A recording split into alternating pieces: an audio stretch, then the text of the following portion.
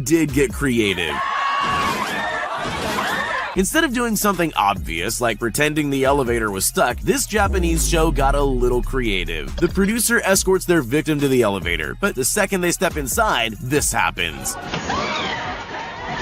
That's definitely something you can never prepare for, and why would you?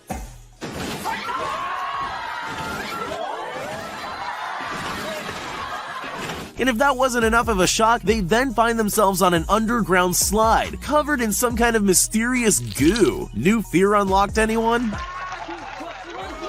These tourists in China probably thought that walking on this glass bridge was scary enough on its own. They clearly had no idea what was in store for them. In hindsight, I'm sure you know it's a prank, but I can't even imagine what I'd be thinking if that were happening to me. Take a look at this guy who was just seconds away from losing his iPad. They achieved this amazing illusion by placing real shards of glass and video screens underneath the glass floor and topped it all off with sound effects to make it seem extra real. Funny or cruel? I'll leave you to be the judge of that. Picture this, you're sitting in an empty office, just waiting around for something to happen. Then suddenly the entire desk slides open. What do?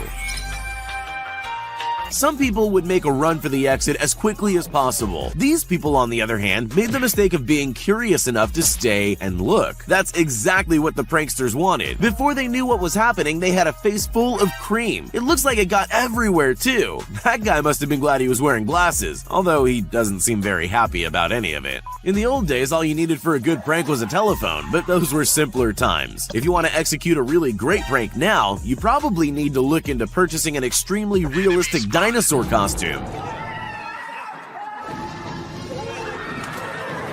Sure, that's going to be pretty expensive, but there's one big benefit to a moving dinosaur. It seems to terrify just about everyone. Even though dinosaurs have been extinct for millions of years, there's just something unsettling about a prehistoric beast chasing us down a corridor. I'm sure these people would agree. Maybe cornering yourself on the ground isn't the smartest move either. There's always more than one way to do something, but the choice usually comes down to what you're really trying to achieve. For example, if you wanted to terrify someone in an elevator, you could just have the whole floor open